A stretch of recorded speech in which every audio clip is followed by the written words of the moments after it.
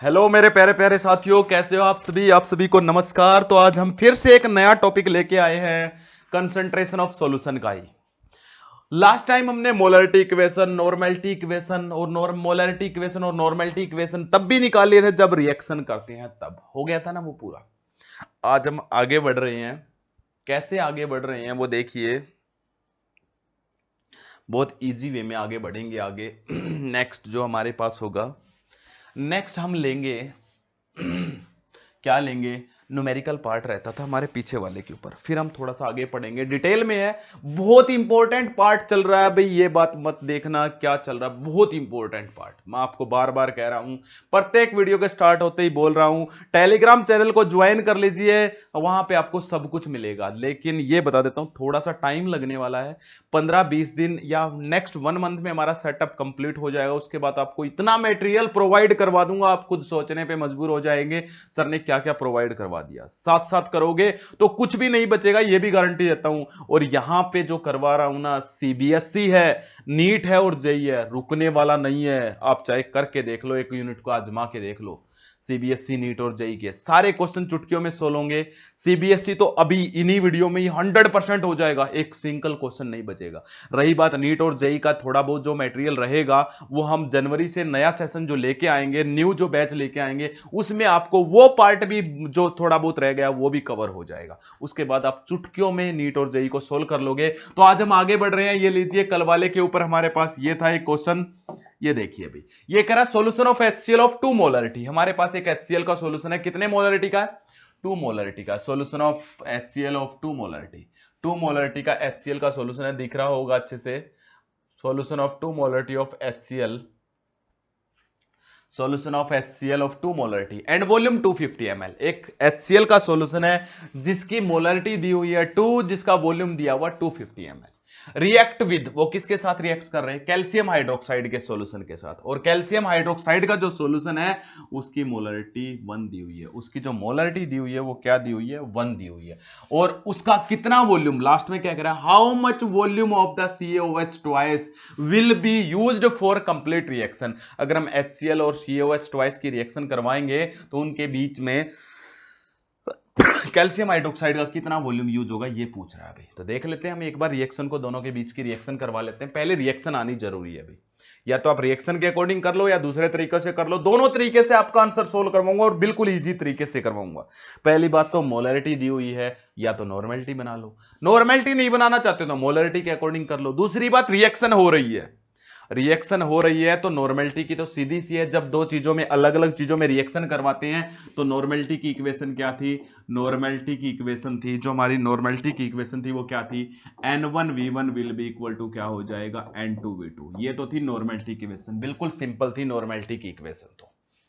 लेकिन नॉर्मेलिटी होनी चाहिए तब। लेकिन मोलरिटी के केस में क्या बताया था, मोलरिटी के केस में बताया था M1V1 upon N1 is equal to क्या बताया था अभी, M2V2 अपॉन N2। या तो ये कर लो, क्योंकि ये थे मोल्स जो बैलेंस रिएक्शन वाले थे, या फिर क्या है, इसी मोलरिटी को ही पहले नॉर्मेलिटी में चेंज कर लो। और जब पहले नॉर्मेलिटी में चेंज करते थे तो क्या करते थे, N1 multiply M1 multiply V1 equal to N2 multiply M2 multiply V2। ये इक्वेशन बनती है। इस इक्वेशन में N1 और N2 जो है वो n फैक्टर है, यहां पे जो N1 और N2 है वो n फैक्टर को बता रहे हैं, यहां पे जो N1 और N2 है वो n फैक्टर को बता रहे हैं। लेकिन यहां वाले N1 और N2 किसको बता रहे हैं, मोल्स को बता रहे हैं। ये वाले N1 और N2 मोल्स को बता रहे हैं, जब बैलेंस रिएक्शन होगी तो उसमें कितने मोल्स होंगे। लेकिन ये वाले किसको बता रहे हैं, एन फैक्टर को। क्यों, क्योंकि जब मोलरिटी की मल्टीप्लाई उसके एन फैक्टर से कर देते हैं तो उसकी नॉर्मेलिटी बन जाती है, ये नॉर्मेलिटी बन गई। और नॉर्मेलिटी की मल्टीप्लाई हमने किससे करवा दी, वॉल्यूम से, तो ग्राम इक्विवेलेंट्स बन गए। इसी तरीके से यहां पे भी एन फैक्टर की मल्टीप्लाई हमने किससे करवा दी है, मोलरिटी से, तो क्या बन गई, नॉर्मेलिटी। ये दोनों थे, एक बार देख लेते हैं। पहले धीरे धीरे कौन सा यूज करोगे, मैं आपको ज्यादा से ज्यादा बेटर जो रहेगा ना वही फॉर्मूले यूज करवाऊंगा। तो मैं आपको ज्यादा पजल ना करके सिंपल, एक तो ये और दूसरा ये, M1V1 upon N1 will be equal to M2V2 upon में N2, ये वाला मोल्स वाला यूज करवाऊंगा ताकि आप पजल ना हो। तो देखिए क्या कह रहा है अभी। सबसे पहले आपके पास क्या है, N1 और V1, नॉर्मेलिटी नहीं है हमारे पास, मोलरिटी है, ठीक है। तो हम रिएक्शन कर लेते हैं HCl के बीच में। ये ले लिया मैंने HCl और रिएक्शन किसके साथ करवा रहा हूं, कैल्शियम हाइड्रोक्साइड, और कैल्शियम हाइड्रोक्साइड का क्या फॉर्मूला है, CaOH2। दोनों की रिएक्शन करवाओगे। अब रिएक्शन करवाओगे तो आपको पता है कैल्शियम और क्लोरीन रिएक्शन करके क्या बनाते हैं, कैल्शियम क्लोराइड, मतलब CaCl2, यही होता है। लेकिन क्लोरीन यहां पे दो है, तो दो है तो इसको हमें कितना लेना पड़ेगा, दो। अब ये दो H और ये दो OH ये आपस में रिएक्शन करके क्या बना लेते हैं, 2H2O। ये लो भाई आ गया। सबसे मेन हमारे पास ये होता है, हमारे पास मेन ये होता है। अब आप फॉर्मूला, ये रहा फॉर्मूला आपके पास, सब कुछ तो हो गया आपके पास। क्या हो गया, N1 की वैल्यू, ये पहले वाली जो कंडीशन है ये HCl की मान लेते हैं, ये वाली जो कंडीशन है ये किसके लिए मान लेते हैं, COH2 के लिए मान लेते हैं। सब कुछ आपके पास हो गया। आप ध्यान से देखिए क्या हो गया आपके पास, कोई ज्यादा देखने की जरूरत नहीं। M1 HCl के लिए M1 कितना था, 2, तो M1 की वैल्यू आ गई आपकी 2, M1 इक्वल टू 2 हो गया। उसके बाद V1 कितना आ गया अभी हमारे पास, V1 HCl का वॉल्यूम कितना था, 250, ये रहा भाई, हो गया। उसके बाद हमारे पास क्या है, N1 मतलब नंबर ऑफ मोल्स, किसके, HCl के, क्योंकि हम HCl की बात चल रही है। HCl के नंबर ऑफ मोल्स कितने होंगे भाई, 2। HCl के नंबर ऑफ मोल्स कितने होंगे, 2, क्योंकि रिएक्शन में 2 यूज हुए हैं, हो गया भाई। अब आपके पास क्या, M2 कितना हो जाएगा अभी, M2 क्या है, दिया हुआ है कैल्शियम हाइड्रोक्साइड का, कितना दिया हुआ, 1 मोलरिटी दिया हुआ था, 1। उसके बाद आपके पास क्या है, V2, वो आपको कैलकुलेट करवा रहा है। रही बात N2 का मतलब नंबर ऑफ मोल्स कितने हैं भाई इस रिएक्शन में, 1 है, तो ये 1 रख दो भाई उस फॉर्मूले में। आप इस फॉर्मूले में सबको रख दो। M1 की वैल्यू कितनी है भाई, 2, मल्टीप्लाई V1 की वैल्यू 250, डिवाइड में N1 की वैल्यू कितनी थी, 2, ये रहा, इक्वल टू M2 की वैल्यू 1, मल्टीप्लाई V2 आपको कैलकुलेट करना है, डिवाइड में N2 कितना था अभी, N2 1 है, ये लीजिए भाई आपका। अब मुझे बताइए V2 आ गया या नहीं आ जाएगा यहां से, ये था भी क्वेश्चन, बहुत ही सिंपल सा, ऐसे कर सकते हो आप। दूसरा तरीका भी बताऊंगा, पहले तो मैंने ये फॉर्मूला डायरेक्ट बता रखा, तो मैं ये लगवा दिया। अब देख लेते दूसरे तरीके से, हो जाएगा भी, हो जाएगा। अब देख लेते तो दूसरे तरीके से कैसे है, पहले आप क्या करो, नॉर्मलिटी बना लो, ये लीजिए। दूसरे तरीके से भी देख लेते हैं, दूसरे तरीके से कैसे करोगे भी, आपके पास क्या है, HCl का सॉल्यूशन है, किसका सॉल्यूशन है, HCl का, कितने मोलरिटी का था, 2 मोलरिटी का था, वॉल्यूम कितना था, V1 कितना था, 250 ml। तो इसके पहले क्या बना ले, नॉर्मलिटी कैसे बनती है, इसकी नॉर्मलिटी बनेगी, इसकी मोलरिटी मल्टीप्लाई इसका एन फैक्टर, और HCl एसिड में से एक ही H पॉजिटिव निकलता है, इसलिए इसका एन फैक्टर 1, तो इसकी नॉर्मलिटी कितनी हो गई भी, 2। तो मुझे बताइए नॉर्मलिटी बनाने में कोई दिक्कत तो नहीं आई, नॉर्मलिटी बन गई। आप कहोगे बिल्कुल बन गई सर। दूसरा कैल्शियम हाइड्रोक्साइड ले लो, कैल्शियम हाइड्रोक्साइड को लोगे तो कैल्शियम हाइड्रोक्साइड की जो मोलरिटी दी हुई थी, कितनी दी हुई थी, 1। इसका वॉल्यूम आपको कैलकुलेट करना था, तो इसकी भी नॉर्मलिटी बना लो। इसकी नॉर्मलिटी कैसे बनेगी, N2 will be equal to इसकी मोलरिटी, ये रही 1, मल्टीप्लाई इसका एन फैक्टर। इसका एन फैक्टर क्या होता है, जितने इसमें से OH नेगेटिव निकलेंगे, कैल्शियम हाइड्रोक्साइड में से कितने निकलेंगे, 2, तो ये 2 लगा दो, ये लो जो N2 भी आ गया। अब फॉर्मूला कौन सा लगा दो, नॉर्मलिटी इक्वेशन वाला, N1V1 will be equal to क्या हो जाएगा, N2V2 वाला लगा दो। N1 कितना है भाई, N1 कितना है आपके पास, ये रहा 2, मल्टीप्लाई V1 कितना है, ये रहा 250, विल बी इक्वल टू क्या हो जाएगा, N2 कितना है आपके पास, 2, मल्टीप्लाई आपको कैलकुलेट क्या करना है, V2 आपको कैलकुलेट करना है, कर लीजिए भाई। दोनों तरीके से आपका आंसर आ रहा है, ये लीजिए भाई, दोनों तरीकों से आपका आंसर आ रहा है, मैच कर लीजिए आप एक बार, इस तरीके से भी और ऊपर वाले तरीके से भी सेम आ रहा है। ये देखिए, इस 2 को नीचे ले क्या हो गया, 2 से 2 कैंसिल, 250 आ रहा है, इसमें भी 2 से 2 कैंसिल, इसमें भी 250 आ रहा है। बताइए अभी इसमें कोई डाउट हो तो आपका। दोनों तरीकों से मैंने आपको क्वेश्चन सोल्व करवा दिया है, इसलिए कह रहा हूं जब रिएक्शन होती है तो कोई दिक्कत नहीं है, सिर्फ समझने की दिक्कत है। अभी अगर आप नहीं समझते हो तो बच्चों बहुत प्रॉब्लम आने वाली है, इसलिए मैं कह रहा हूं बेसिक चीजें उठा रहा हूं। आपको यह लग रहा हुआ सर ने वीडियो ज्यादा बना दी है इस चैप्टर की, देखो भाई वीडियो तो बनेगी। अगर आपको कंटेंट चाहिए है, एक अच्छी क्वालिटी का कंटेंट चाहिए, आप ये भी चाहते हो भी नीट जेईई हमारा अच्छे से क्लियर हो जाए, तो आपको थोड़ा सा मेहनत करनी पड़ेगी, थोड़ी सी वीडियो भी ज्यादा देखनी पड़ेगी। सपोर्ट कीजिए, लाइक शेयर सब्सक्राइब, और कुछ नहीं मांगता, और कमेंट कीजिए, आपसे और कुछ नहीं मांग रहा हूं मैं, सिर्फ इतना ही। और ये भी गारंटी देता हूं कंटिन्यूअसली आपको सिलेबस प्रोवाइड करवाऊंगा, बिल्कुल कंटिन्यूअसली, छोड़ूंगा नहीं, अब आपका पीछा नहीं छोड़ने वाला हूं मैं, बिल्कुल आप मेरे साथ बने रहिए, आपको सब कुछ प्रोवाइड करवाऊंगा। ये लीजिए, ओके। अब आगे देखिए, ये तो था भाई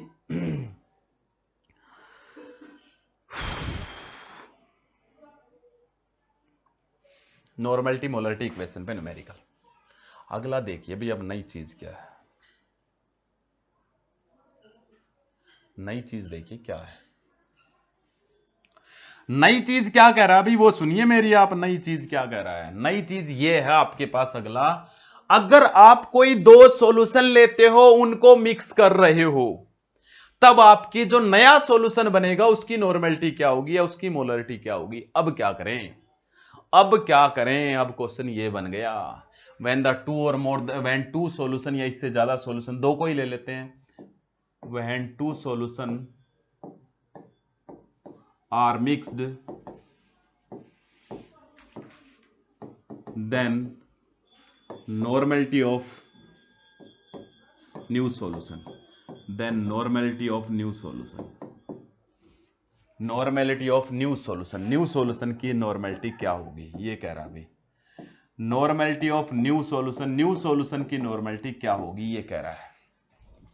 दो सॉल्यूशन को मिक्स किया, लेकिन अब एक क्वेश्चन बन गया, अभी दो सॉल्यूशन को आप मिक्स तो कर रहे हो, वो है कैसे, जिन दो सॉल्यूशन को आप मिक्स करें उनका नेचर सेम है या अलग अलग है, वो डिपेंड करेगा। दोनों मान लेते जैसे एग्जांपल, दो एसिड को मिला दें या दो बेस को मिला दें तो आसान है, लेकिन एक एसिड और एक बेस को मिलाओगे तो बड़ा टफ है भाई, उस टाइम पे आंसर कैसे निकालोगे, फिर कंफ्यूजन में हो जाओगे। तो पहले मैं किन को निकालूंगा, पहले दो सेम नेचर वाले सॉल्यूशन को मिलाओगे तो मोलरिटी निकालो, नॉर्मेलिटी निकालो, बिल्कुल इजी है अभी, मोलरिटी निकालो, नॉर्मेलिटी निकालो, बिल्कुल इजी है।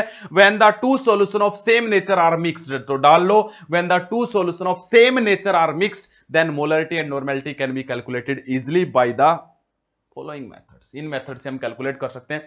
दो सेम नेचर वाले सॉल्यूशन को मिला रहे हैं भाई, when the two solution of same nature are mixed then the normality and molarity of new solution कैसे कैलकुलेट करेंगे। देखिए ध्यान से, थोड़ा सा बस समझने का, थोड़ा सा बस, ज्यादा नहीं कह रहा हूं, हल्का सा समझने का। लेट मान के चलता हूं, लेट ए सॉल्यूशन, एक सॉल्यूशन मान लिया, let a solution,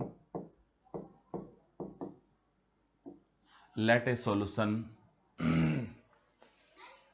of HCl, एक मैंने HCl का सॉल्यूशन मान लिया, किसका मान लिया भाई, let a solution of HCl, एक सॉल्यूशन मैंने मान लिया, किसका मान लिया भाई, HCl का। HCl का सॉल्यूशन मानोगे तो क्या है, और एक दूसरा जो सॉल्यूशन माना मैंने वो किसका मान लिया, ए अदर सॉल्यूशन ऑफ H2SO4, मैंने दूसरा सॉल्यूशन किसका मान लिया, H2SO4 का। जो HCl का सॉल्यूशन है इसकी जो नॉर्मेलिटी है वो मैंने N1 मान ली, इसकी जो नॉर्मेलिटी है वो क्या मान ली, N1, और इसका जो वॉल्यूम है वो क्या मान लिया, V1, और H2SO4 का जो सॉल्यूशन है उसकी जो नॉर्मेलिटी है वो N2, इसका जो वॉल्यूम है वो क्या मान लिया, V2। इतना बताओ भी पूछना हो तो, HCl का सॉल्यूशन की normality N1, volume V1, H2SO4 के सॉल्यूशन की नॉर्मेलिटी N2, वॉल्यूम V2, ये हो गया आपके पास। अब क्या करोगे, दोनों को मिला दिया, मिलाने के बाद नया सॉल्यूशन बन गया, both are mixed, new solution. अब न्यू सॉल्यूशन और रख लेते हैं, थोड़ा सा इसको इधर खिसका लेते हैं अभी, तो हम इसको इधर खिसका लेते हैं थोड़ा सा,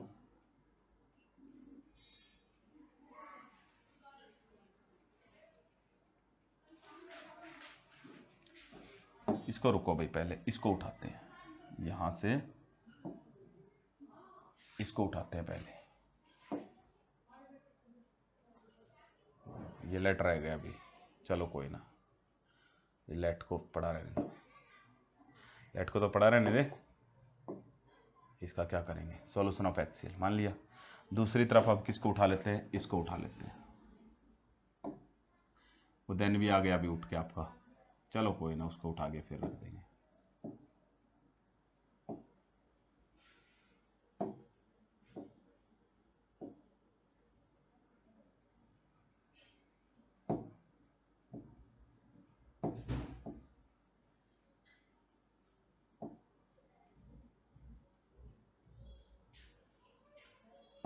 ये लीजिए भाई, हो गया। अब क्या, दोनों को मिक्स कर दिया, मिक्स करने के बाद न्यू सॉल्यूशन बन गया अभी आपके पास, मिक्स करने के बाद क्या बन गया, न्यू सॉल्यूशन। न्यू सॉल्यूशन का मुझे और कुछ नहीं, एक बात बताओ दो, वॉल्यूम क्या होगा, न्यू सॉल्यूशन का वॉल्यूम क्या होगा, बस इतना बता दो, बाकी चीजें आपको अपने आप हो जाएंगी। न्यू सॉल्यूशन, अरे सोचने की क्या बात है, इसका वॉल्यूम प्लस इसका वॉल्यूम दोनों को मिलाया तो नए सॉल्यूशन का वॉल्यूम क्या हो जाएगा, नए सॉल्यूशन का वॉल्यूम हो जाएगा V1 प्लस V2। बताइए अभी इसमें कोई डाउट है क्या, नए सॉल्यूशन का वॉल्यूम V1 प्लस V2 हो जाएगा या नहीं हो जाएगा? सोचने की बात ही नहीं रही। नए सॉल्यूशन की जो नॉर्मेलिटी है वो मैंने N3 मान ली, नए सॉल्यूशन की जो नॉर्मेलिटी है वो मैंने क्या मान ली? N3 मान ली। अब देखिए भाई कैसे रिलेशन होगा इन सब के बीच में। अब मुझे एक बात बताओ, ज्यादा सोचने की बात नहीं है, क्या है, यहां से इसके ग्राम इक्विवेलेंट्स बना लेते हैं, इसके भी ग्राम इक्विवेलेंट्स बना लेते हैं, बना ले।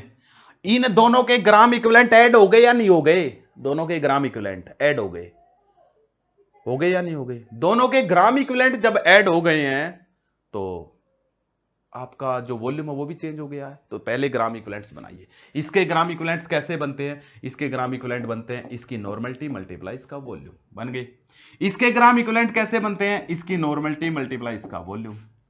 और ये तो दोनों के बन गए ग्राम इक्विवेलेंट्स। अब इन दोनों के ग्राम इक्विवेलेंट्स को जोड़ देता हूं भाई, जोड़ दूं तो नए सॉल्यूशन के जो नया सॉल्यूशन है ये, इसके ग्राम इक्विवेलेंट्स किसके इक्वल होंगे? अरे इसके ग्राम इक्विवेलेंट्स प्लस इसके ग्राम इक्विवेलेंट्स दोनों के जोड़ दोगे तो किसके ग्राम इक्विवेलेंट्स बन जाएंगे?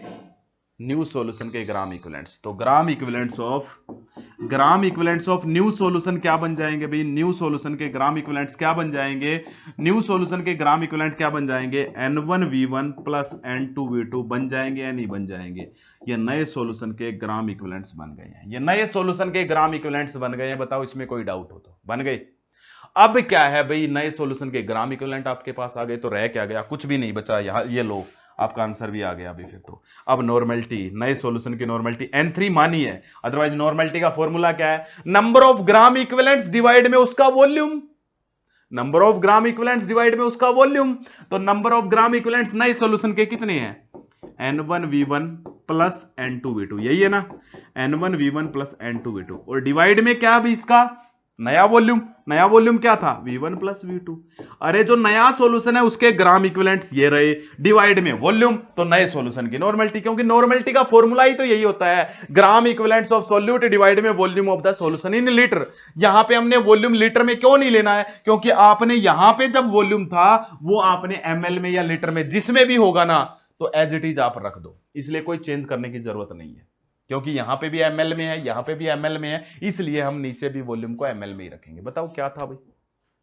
अरे नए सॉल्यूशन के ग्राम इक्विवेलेंट किसके इक्वल हो जाएंगे? इसके ग्राम इक्विवेलेंट्स प्लस इसके, दोनों के जुड़ गए, डिवाइड में नए सॉल्यूशन का वॉल्यूम अगर कर दोगे तो नई नॉर्मेलिटी बन जाएगी या नहीं बन जाएगी? और शॉर्ट फॉर्म में अगर लिखना है तो क्या लिखते हैं? ये लिखते हैं equation N1V1 plus N2V2 is equal to क्या होगा? नए सॉल्यूशन की नॉर्मेलिटी इनटू में नए सॉल्यूशन का वॉल्यूम।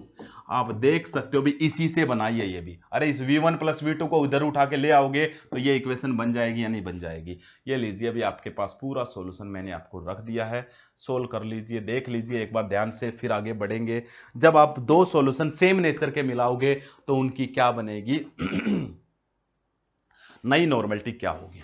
क्योंकि ग्राम इक्विवेलेंट्स इसके, ग्राम इक्विवेलेंट्स इसके, फाइनल सॉल्यूशन में दोनों के जोड़ के ग्राम इक्विवेलेंट्स आ गए, तो इसके और इसके जोड़ दिए, ये जोड़ रखे, तो नए सॉल्यूशन के ग्राम इक्विवेलेंट आ गए, नए सॉल्यूशन का वॉल्यूम आ गया, तो ग्राम इक्विवेलेंट को वॉल्यूम से डिवाइड कर दूंगा तो नए सॉल्यूशन की नॉर्मेलिटी ये आ गई।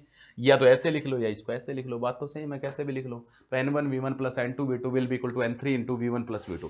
यहां पे वॉल्यूम सभी जगह सेम होना चाहिए। अगर ये वॉल्यूम ml में तो ये भी ml में, ये भी ml में, अगर ये लीटर में तो ये भी लीटर में, ये भी लीटर में, सभी जगह सेम होना चाहिए और कोई चेंज नहीं है।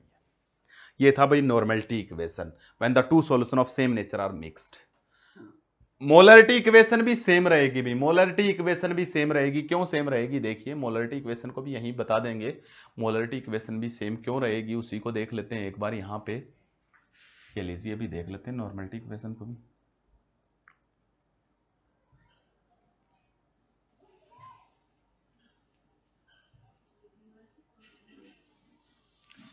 ये लीजिए अभी नॉर्मेलिटी इक्वेशन को भी देख लेता हूं मैं यहां पे।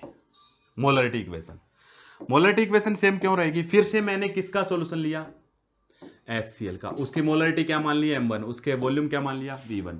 एक मैंने सॉल्यूशन लिया H2SO4 का, उसकी मोलरिटी क्या मान ली? M2, उसका वॉल्यूम क्या मान लिया? V2। जो दोनों को मिलाने के बाद न्यू सॉल्यूशन बना, न्यू सॉल्यूशन, न्यू सॉल्यूशन का जो वॉल्यूम हो जाएगा वो क्या हो जाएगा? न्यू सॉल्यूशन का वॉल्यूम जो हो जाएगा वो क्या हो जाएगा? V1 plus V2। ये तो बात सोचने की नहीं है। नए सॉल्यूशन की जो मोलरिटी है वो मैंने क्या मान ली? M3 मान ली। ये आपको कैलकुलेट करना है, तो बड़ी सिंपल हो गई। कैसे? अब मुझे ये बताओ, पहले इसके मोल्स बना लो, ये अलग से सॉल्यूशन, इसके मोल्स बनाओ। मोल्स बनाने का क्या फॉर्मूला होता है? मोल्स बनाने का फॉर्मूला होता है इसकी मोलरिटी मल्टीप्लाई इसका वॉल्यूम, तो इसके मोल्स बन गए m1 मल्टीप्लाई v1। इसके मोल्स बनाओ, इसके मोल्स बनाने का क्या फॉर्मूला? m2 multiply v2। दोनों को मिलाया है तो फाइनल सॉल्यूशन में जो मोल्स होंगे वो कहां से आए? इसके मोल्स प्लस इसके मोल्स, जोड़ दो दोनों को, कितने मोल्स हो गए? इसके टोटल मोल्स। तो total moles of new solution, moles of new solution, moles of new solution क्या हो जाएंगे? अरे बड़ा सिंपल है, क्या हो गया? इसके मोल्स प्लस इसके मोल्स, जोड़ दो, क्या हो गया? m1v1 प्लस क्या हो गया? m2v2। ये लीजिए मैं नए सॉल्यूशन के मोल्स आ गए। अब आपकी मोलरिटी क्या होती है? मोलरिटी आपने पढ़ रखा है, मोलरिटी इज इक्वल टू क्या पढ़ रखा है? और मोलरिटी हमने नए सॉल्यूशन के m3 मानी है। क्या पढ़ रखा है? मोल्स ऑफ द सॉल्यूशन, ये रहे moles of solution, m1v1 plus क्या है? m2v2। यही पढ़ रखा ना हमने। मोल्स ऑफ सॉल्यूशन हो गए डिवाइड में इसका वॉल्यूम, और इसका वॉल्यूम नए सॉल्यूशन का कितना है? v1 plus v2। ये लीजिए आपने सोल्व कर लिया, ये आ गई। इसको ऐसे ना लिख के ऐसे लिख लो, चाहे m1v1 प्लस m2v2, पहले सॉल्यूशन का मोलरिटी मल्टीप्लाई इसका वॉल्यूम, दूसरे सॉल्यूशन का equal to m3 into v1 plus v2। बताइए इसमें क्या था? ये लीजिए, अब दोनों को एक साथ देख लीजिए।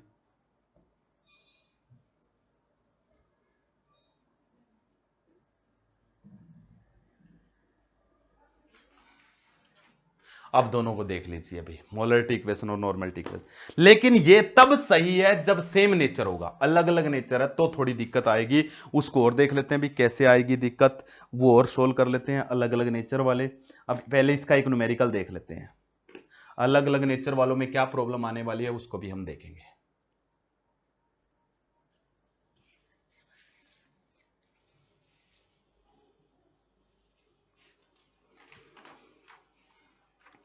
अलग अलग नेचर वालों में क्या प्रॉब्लम आने वाली है उसको भी देखेंगे, पहले इसको देखिए। हो गया अभी, अब आगे बढ़ते हैं। तो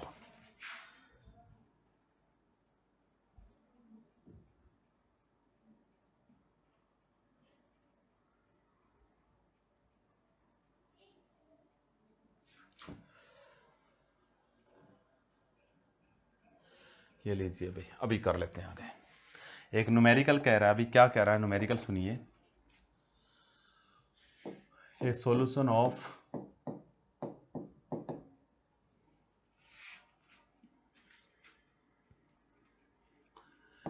to normality NaOH with volume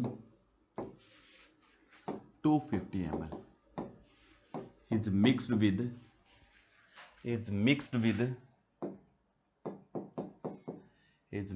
with 1.5 normality CaOH twice solution of 450 ml. Calculate the normality of new solution. Calculate normality of new solution. Normality of new solution. New solution की नॉर्मेलिटी निकालो। बड़ा ही सिंपल है भाई, ये लीजिए normality of new solution निकालना बहुत simple है। सबसे पहले एक सॉल्यूशन है NaOH का, हो गया अभी, जिसकी नॉर्मेलिटी दी हुई है, कितनी दी हुई है? N1 मान लो, कितनी दी हुई है भाई? 2। उसका वॉल्यूम कितना दिया हुआ है? 250। हो गया भाई, इतना हो गया। दूसरा सॉल्यूशन किसका है? कैल्शियम हाइड्रोक्साइड का है। उसकी जो नॉर्मेलिटी है N2 कितना दिया हुआ है? 1.5। उसका जो वॉल्यूम है वो कितना दिया हुआ है? 450 ml। हो गया भाई इतना। अब इक्वेशन लगा दो, समझ में आ गई होगी आपको। N1v1 plus N2v2 equal to N3 into v1 plus v2। हो गया, अब लिख लीजिए N1 कितना है? 2 मल्टीप्लाई v1 कितना है? 250 प्लस N2 कितना है? 1.5 मल्टीप्लाई v2 कितना है? 450 will be equal to N3 आपको कैलकुलेट करना है इंटू v1 प्लस v2 कितना है? v1 प्लस v2, ये रहा v1 और ये रहा v2, कितना हो गया? 700। कर लेना भाई, 16 आपका आंसर आ जाएगा। ऐसे क्वेश्चन आएंगे भाई, और इनमें आप पजल होते हो 100%। अब है when the solution of two different nature are mixed, मान लेते एक एसिड को मिला रहे हो एक बेस को मिला रहे हो। ये क्वेश्चन इससे भी ज्यादा इंपॉर्टेंट है जो अब करेंगे, क्योंकि इसमें आपको थोड़ा सा समझना पड़ेगा और इसमें हमेशा आंसर आप नॉर्मेलिटी के अकॉर्डिंग निकालोगे, मोलरिटी का फंडा नहीं रखोगे। मोलरिटी तो यहीं तक काफी है, मोलरिटी दी हुई है तब भी उसको नॉर्मेलिटी में चेंज कर लो अगर आप आंसर सही चाहते हो तो, अदरवाइज पजल हो जाओगे भी। तो देखिए, when the solution of two different nature are mixed, solution of different nature are mixed, different nature के अगर आप सॉल्यूशन मिलाओगे, solution of different nature are mixed, different nature are mixed, solution of different nature are mixed, अगर आप different nature के solution को mix करोगे तो क्या होगा, solution of different nature are mixed, अगर आप सॉल्यूशन डिफरेंट नेचर के मिक्स करोगे तब क्या करोगे, ये देखिए, डिफरेंट नेचर के अगर आप मिक्स करते हो तो क्या करोगे, डिफरेंट नेचर के मिक्स करते हो, मान लेते हैं एक एसिड को मिक्स करें और एक बेस को, लेट मेरे पास एक एसिड है HCl, क्या अभी HCl, और मेरे पास एक है बेस कौन सा है, मेरे पास है NaOH, दोनों को मिक्स कर रहे हैं। अभी मिक्स करने के बाद नए सॉल्यूशन का वॉल्यूम क्या होगा, इसकी जो नॉर्मेलिटी है वो N1 है, इसका जो वॉल्यूम है V1 है, इसकी जो नॉर्मेलिटी है वो N2 है, इसका जो वॉल्यूम है वो V2 है। यहां पे सोचने की बात क्या है, ये एसिड और बेस को अगर मिला दोगे तो मिलाने पर पता क्या होगा, दोनों के बीच में रिएक्शन हो जाएगी, दोनों के बीच में क्या हो जाएगी, रिएक्शन हो जाएगी। इसलिए एक एसिड और एक बेस के बीच में कौन सी रिएक्शन होती है, न्यूट्रलाइजेशन, इसका H पॉजिटिव इसके OH नेगेटिव को न्यूट्रल करेगा। इसलिए पहले आपको ग्राम इक्विवेलेंट्स निकालने पड़ेंगे, यहां से आप ग्राम इक्विवेलेंट्स निकालोगे, यहां से भी ग्राम इक्विवेलेंट्स निकालोगे, इसके ग्राम इक्विवेलेंट्स इसके ग्राम इक्विवेलेंट्स को न्यूट्रलाइज करेंगे, क्योंकि मैंने बताया था जब दो चीजें रिएक्शन करते तो उनके ग्राम इक्विवेलेंट्स इक्वल होने चाहिए, अगर इक्वल नहीं है तो जो बचे हुए ग्राम इक्विवेलेंट्स होंगे वो बेस के भी बच सकते हैं, एसिड के भी बच सकते हैं, जिसके ग्राम इक्विवेलेंट बच जाएंगे, जिसके भी ग्राम इक्विवेलेंट रह जाएंगे, वही फाइनल सॉल्यूशन की नॉर्मेलिटी को डिसाइड करेगा, वही फाइनल सॉल्यूशन की नॉर्मेलिटी को डिसाइड करेगा। एग्जांपल ले लेते हैं, क्या करोगे भाई, मान लेते हैं इसके ग्राम इक्विवेलेंट्स कैसे बनेंगे, gram equivalents of HCl, gram equivalents of HCl क्या बन जाएंगे, N1 मल्टीप्लाई क्या हो जाएगा, V1 हो गया अभी। इसके gram equivalents of NaOH, gram equivalents of NaOH कैसे बनेंगे, N2 मल्टीप्लाई क्या हो जाएगा, V2, gram equivalents of NaOH क्या हो जाएगा, N2 मल्टीप्लाई V2।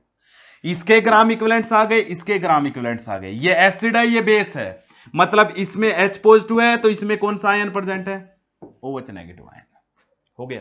अब आप क्या करोगे, जिसके भी ग्राम इक्विवेलेंट्स हाई होंगे इन दोनों में से, उसमें से कम वाले माइनस कर दोगे, मान लेते हैं एसिड के ज्यादा हैं और बेस के कम है, तो एसिड वाले ग्राम इक्विवेलेंट्स में से बेस के माइनस कर दोगे, मान लेते हैं लेट इसके ग्राम इक्विवेलेंट 10 हैं, इसके ग्राम इक्विवेलेंट 5 है, तो आपको क्या है, इसमें से 10 में से 5 माइनस क्यों किया, क्योंकि इसके 5 ग्राम इक्विवेलेंट इसके 5 ग्राम इक्विवेलेंट को न्यूट्रल कर देंगे, तो फाइनल क्या बचेंगे, 5 में से 5 न्यूट्रल हो जाएंगे, तो जो बचेंगे कितने ग्राम इक्विवेलेंट्स बच गए, 5, वो किसके रह जाएंगे, एसिड के, और एसिड के अब यानी कि अब जो पूरा लास्ट में सॉल्यूशन बचा उसमें से एसिड और बेस कुछ तो न्यूट्रल हो गया, फाइनली एसिड के 5 ग्राम इक्विवेलेंट बच गए, और फाइनली एसिड के 5 ग्राम इक्विवेलेंट बचेंगे, तो फाइनल सॉल्यूशन की नॉर्मेलिटी जिसको आप N3 मानते हो उसको आप कैसे कैलकुलेट करोगे, उसको हम कैसे कैलकुलेट करेंगे, जो बचे हुए ग्राम इक्विवेलेंट्स है वो रिमेनिंग ग्राम इक्विवेलेंट्स डिवाइड में क्या करोगे, टोटल वॉल्यूम वही रहेगा भाई, टोटल वॉल्यूम क्या, इन दोनों को मिक्स किया तो V1 प्लस V2, यहां पे आप मोलरिटी इक्वेशन नहीं लगाओगे, मोलरिटी दी हुई है तब भी नॉर्मेलिटी लगाओगे। अब क्वेश्चन को समझिए, एक क्वेश्चन ले लेता हूं फिर आपको अच्छे से समझ में आएगा भी कर्व मैं बता क्या रहा हूं आपको। अब देखिए क्वेश्चन को समझिए, उस क्वेश्चन से आपको एक एक चीज क्लियर हो जाएगी, इसके ऊपर न्यूमेरिकल पक्का आएगा भाई, कंपटीशन लेवल का बता रहा हूं आपको। सीबीएसई का तो एक नॉर्मल सा भी आ भी सकता, मे और मे नोट भी, अभी तक तो कभी पूछा नहीं गया, लेकिन कंपटीशन का जरूर बता रहा हूं यहां से। ये कह रहा भी 100 ml 0.2 नॉर्मेलिटी का सॉल्यूशन है, मेरे पास 100 ml सॉल्यूशन है 0.2 नॉर्मेलिटी का, और वो भी किसका सॉल्यूशन है, H2SO4 का। ध्यान से देखो भी क्या है, 100 ml सॉल्यूशन है 0.2 नॉर्मेलिटी का, H2SO4 का सॉल्यूशन है, इसको मिक्स कर दिया, किसके साथ, इसको मिक्स किया, एक 100 ml सॉल्यूशन लिया हमने, वो भी 0.2 नॉर्मेलिटी का लिया, और वो किसका लिया, NaOH का सॉल्यूशन लिया, वो किसका लिया भी, NaOH का सॉल्यूशन लिया, 0.2 नॉर्मेलिटी का NaOH का सॉल्यूशन लिया। 100 ml हमने 0.2 नॉर्मेलिटी का H2SO4 का सॉल्यूशन लिया, 100 ml हमने 0.2 नॉर्मेलिटी का किसका सॉल्यूशन ले लिया, NaOH का सॉल्यूशन ले लिया। अब देखिए भी क्या होगा, यानी कि इसको 0.2 ना कह के इसको 0.1 ले लो भाई, इसको क्या ले लो 0.1 ले लो, ताकि हमें इजीली समझ में आ जाए। इसको कितना ले लेते हैं 0.1 नॉर्मलिटी का ले लेते हैं, हो गया भाई। अब आप क्या करोगे, पहले इसके ग्राम इक्विवेलेंट्स बनाओ, फिर इसके ग्राम इक्विवेलेंट्स बनाएंगे। उससे पहले जो दोनों को मिक्स करने के बाद न्यू सॉल्यूशन का वॉल्यूम क्या होगा, new solution volume, new solution का वॉल्यूम क्या होगा मुझे ये बताएं, new solution volume, new solution का वॉल्यूम क्या होगा, दोनों को मिलाया कितना हो जाएगा 200 ml। बताओ एक चीज तो आपको मिल गई या नहीं मिल गई।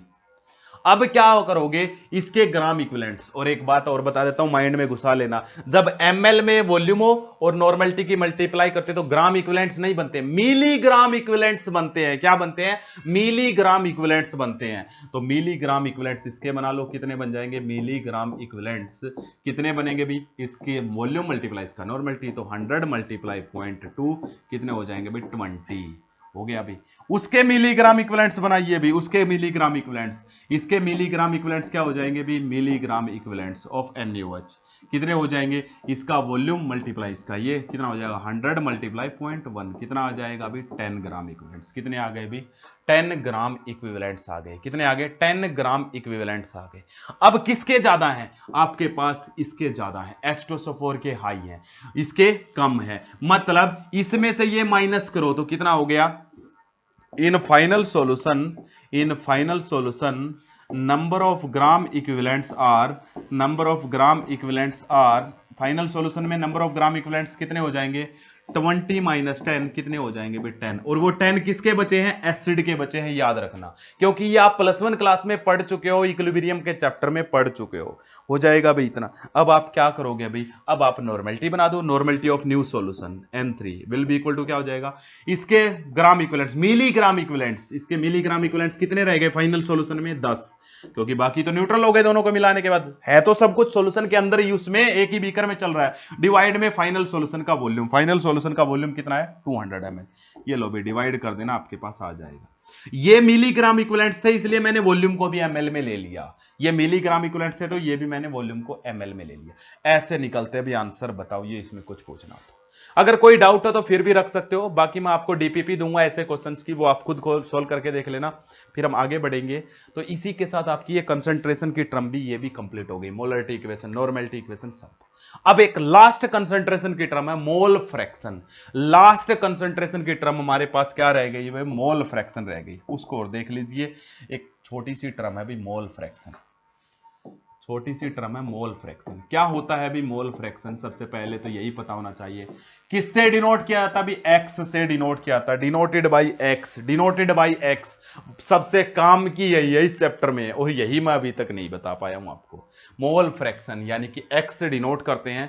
क्या कह रहा भी, किसके मोल फ्रैक्शन आपको निकालने हैं, मोल फ्रैक्शन सोल्यूट के निकालने हैं या सोलवेंट के निकालने हैं, जिसके भी मोल फ्रैक्शन आपको निकालने हैं, सोल्यूट को हम क्या मानते हैं बी, तो सोल्यूट के मोल फ्रैक्शन एक्स बी हो जाएंगे, सोलवेंट के मोल फ्रैक्शन निकालने तो एक्स ए हो जाएगा, हो गया। उसके बाद आप एक बात बताओ मुझे, सोल्यूट के जो नंबर ऑफ मोल्स हैं वो क्या होते हैं एन बी, सोलवेंट के जो नंबर ऑफ मोल्स हैं वो क्या होते हैं एन ए, टोटल सॉल्यूशन के मोल्स क्या हो जाएंगे N A plus N B हो जाएंगे, टोटल मोल्स क्या हो जाएंगे सॉल्यूशन के Na प्लस Nb। दोबारा देखिए, मोल फ्रैक्शन जो है सोल्यूट का क्या हो गया Xb, मोल फ्रैक्शन सोलवेंट के क्या हो गए Xa, number of moles of solute को हम क्या लिखते हैं Nb, number of moles of solvent को क्या लिखते हैं Na। मोल फ्रैक्शन क्या कह रहा है, किसी के भी मोल फ्रैक्शन निकालने, जैसे Xb के निकालने, तो किसके सोल्यूट के मोल्स फ्रैक्शन, तो सोल्यूट के मोल्स डिवाइड में total moles of solution, divide में टोटल मोल्स ऑफ सॉल्यूशन, ये होता है मोल फ्रैक्शन, यानी कि ratio of moles of any component to the total moles of solution. जैसे Xa निकालना है तो मोल्स ऑफ A डिवाइड में total moles of solution, divide में total moles of solution, divide में टोटल मोल्स ऑफ सॉल्यूशन। तो ये होता है moles of any component to the total moles of solution, this is known as mole fraction, this is known as mole fraction, this is known as mole fraction। हो गया अभी। अब यहां पे देखो, हमने टोटल मोल में से आधे मोल तो XB में आ गए, कुछ मोल XA में आ गए। इसलिए टोटल जो मोल्स होते हैं एक सॉल्यूशन में, टोटल मोल फ्रैक्शन कितना होता है, एक सॉल्यूशन में कितना टोटल मोल फ्रैक्शन होता है, 1 होता है। Very important question, total mole fraction of solution कितने होते हैं, 1 होते हैं। क्योंकि हमने क्या किया, जैसे आप क्या करते हो, प्रोबेबिलिटी निकालते हो, प्रोबेबिलिटी के अंदर हमेशा प्रोबेबिलिटी मोर देन 1 नहीं हो सकती।